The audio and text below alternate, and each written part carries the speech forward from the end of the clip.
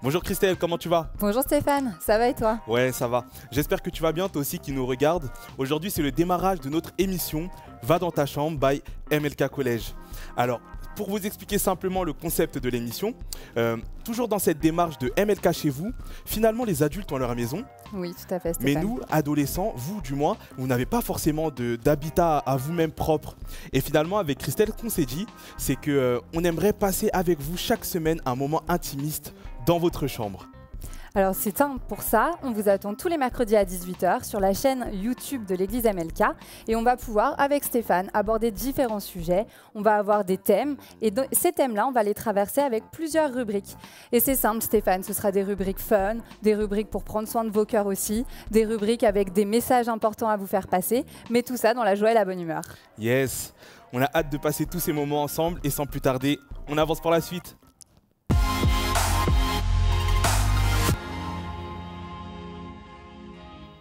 Et nous revoilà ensemble Stéphane pour cette première rubrique qui s'appelle chaussons ou claquettes. Donc aujourd'hui le thème du jour c'est de parler du matin, de nos habitudes matinales, parler de ce qu'on fait, de ce qu'on aime bien faire. Et comme vous le voyez ici, nous avons des céréales, nous avons du lait et nous avons un bol. Nous allons donc débattre. Cette rubrique chaussons ou claquettes nous permet de donner notre avis. Donc là, en l'occurrence, les claquettes vont servir à dire que dans le grand débat que tout le monde parle, mettre le lait après les céréales, c'est ça la vérité. Ou alors, les chaussons vont dire qu'il vaut mieux mettre le lait avant les céréales. Et moi, Stéphane, je débat avec les claquettes. Pour ma part, et comme je pense la plupart des personnes sur cette terre, et toi aussi qui me regardes, je vais défendre aujourd'hui les chaussons. Parce que le lait, bien évidemment, se met toujours avant les céréales. Vas-y, je t'écoute. Qu'est-ce que tu as à nous dire alors? Eh bien moi c'est simple, je sais que parmi vous, il y en a certains qui n'aiment pas le lait ou qui n'aiment pas gâcher. Et ma technique, Stéphane, permet de répondre à ces deux besoins-là. Je te montre. Dis-moi. Je décide donc de mettre les céréales en premier. Et ensuite, je mets le lait.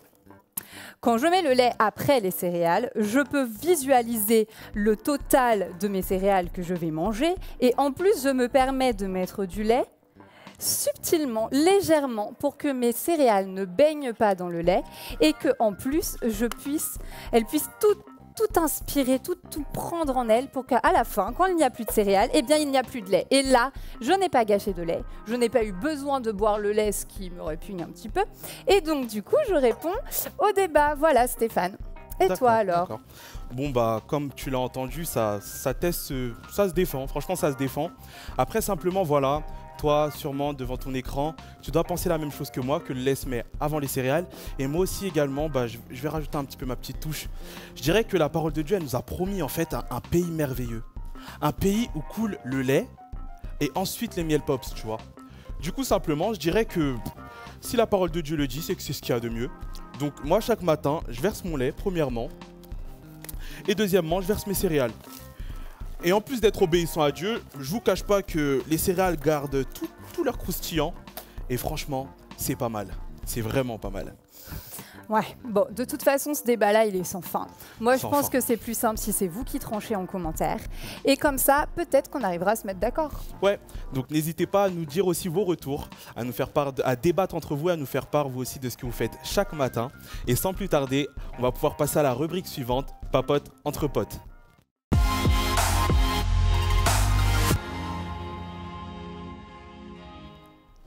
Et sans plus tarder, dans la rubrique Papote entre potes, aujourd'hui, nous accueillons deux collégiennes.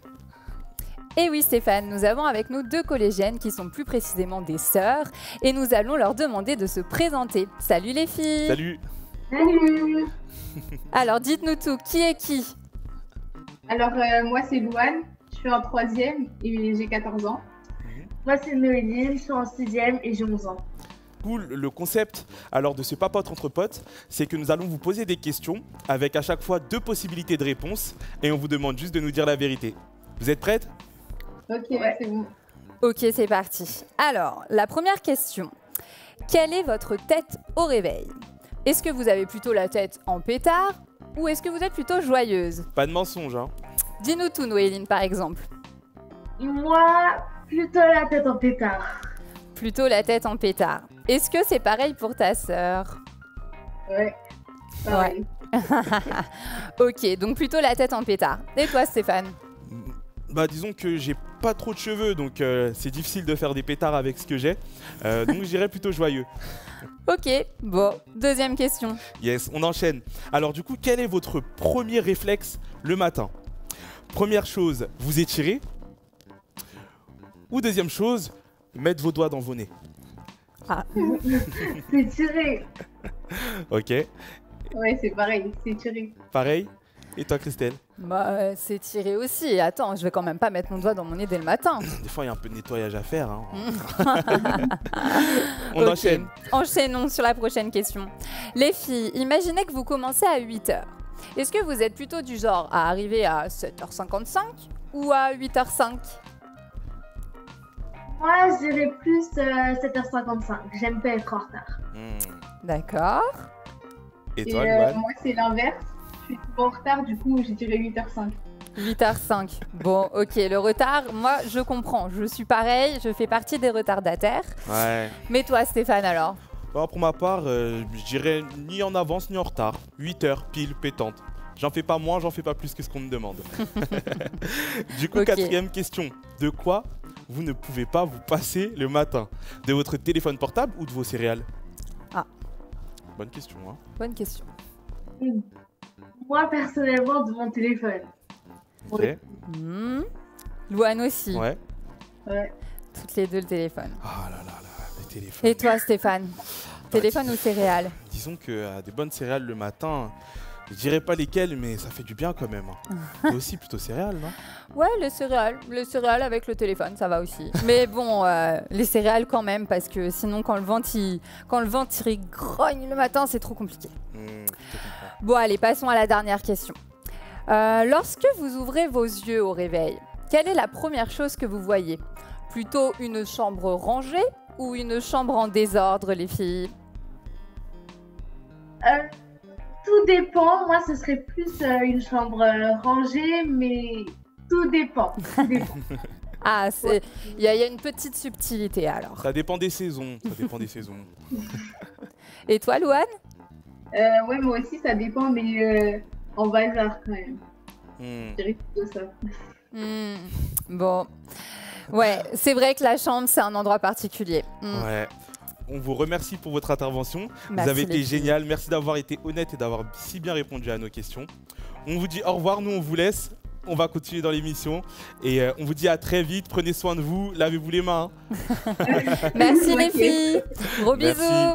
bisous. Bisous. Ciao.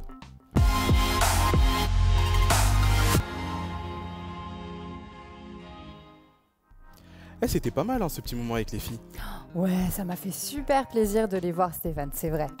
Mais je sais pas, je te cache pas que je suis pas très à l'aise avec tout ça. Je me dis que depuis tout à l'heure, on parle des habitudes matinales, on parle du lait, des céréales, de tout ça. Mais je suis un peu embêtée parce que, en fait, je sais pas vraiment ce qu'il faut faire le matin pour bien commencer la journée. Et je sais pas, t'aurais pas un message pour nous, en fait? Justement, si. Et c'est l'objet de cette rubrique qui est que j'ai un message pour toi. Et ce message, il s'intitule « Une journée bâtie sur le roc ». Vous voyez, j'ai fait des petites recherches et je suis tombé un jour sur l'histoire de la tour de Pise. En fait, c'était une tour qui avait pour but, au démarrage, d'embellir la ville. Et après une construction un tout petit peu bâclée, on s'est rendu compte que cette tour commençait à pencher. Et après des études, on s'est rendu compte qu'en fait, c'était les fondations de cette tour qui étaient un petit peu fragiles. Et après avoir regardé s'il était possible de la redresser, on a vu que finalement, la redresser serait énormément plus coûteux que le coût de la tour en elle-même. Et du coup, on l'a laissé pencher comme ça, on l'a fermé. Et voilà.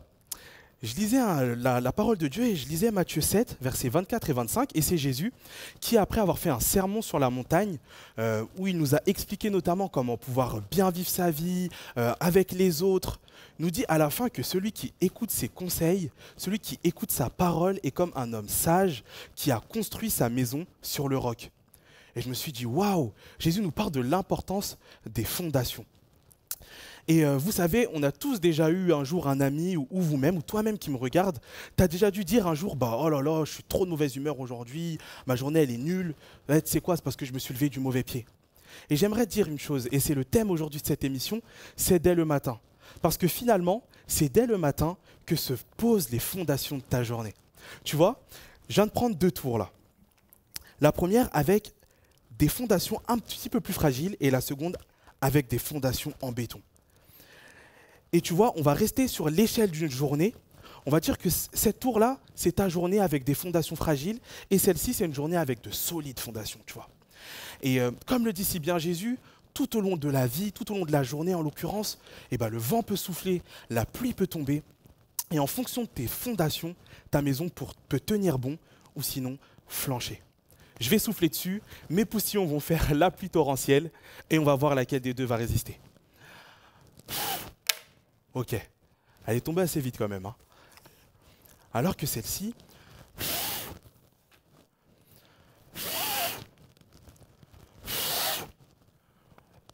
on se rend compte que malgré l'intensité du vent, malgré mes poussillons, celle-ci a tenu bon. Et c'est ce que je veux dire en fait. Sache que les journées que l'on vit là, de confinement, ne sont pas des journées qui comptent pour du beurre. Et que lors de ces journées, tu as la possibilité de faire grandir, faire croître ta relation avec Dieu. Et tu as aussi la possibilité de passer d'énormes moments avec ta famille, avec les gens qui t'entourent. Mais pour cela, pour passer des bonnes journées, eh ben, tu as besoin de commencer celle-ci avec de fortes fondations.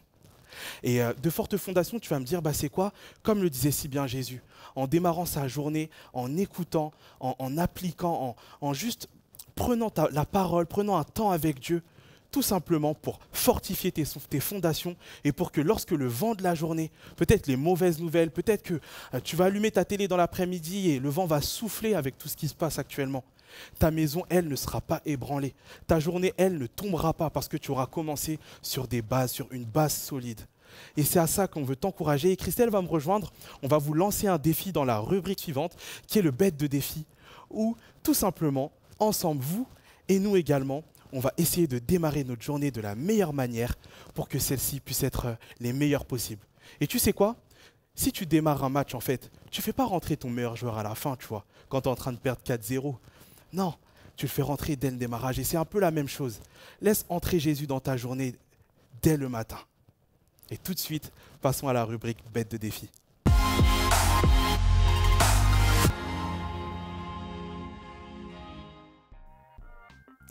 Franchement Stéphane, ça m'a fait vraiment plaisir de t'entendre dire ce message. Ça m'a beaucoup encouragée et j'espère que vous aussi.